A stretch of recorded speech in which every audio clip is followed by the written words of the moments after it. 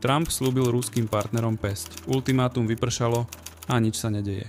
Keď Západ v roku 2022 na Rusko uvalil sankcie, mnohí predpokladali, že sa jeho ekonomika rozloží. Nestalo sa tak. Dnes Washington sankcie oprašuje, nesofistikovanejším spôsobom. Donald Trump slúbil, že zavedie clá na tie krajiny, ktoré obchodujú s Ruskom, aby zatlačil na jeho štátnu pokladnicu. Putin dostal ultimátum, že musí uzavrieť s Ukrajinou prímerie najneskôr do 8. augusta. Odvtedy prešlo niekoľko dní, prímerie nenastalo a jedinou Trumpovou obeťou je zatiaľ India. Tu potrestal 25% clom, ktoré sa pripočíta k už existujúcim sadzbám. Trump však predtým hovoril o stovkách percent. Plnenie vyhrážok odkladá zrejme preto, že jeho diplomati vyrokovali v Moskve stretnutie s Putinom, ktoré sa dá interpretovať aj ako krok smerom k prímeriu. Hoci sa snaha amerického prezidenta o mier cení, jeho spôsoby so sebou prinášajú problémy.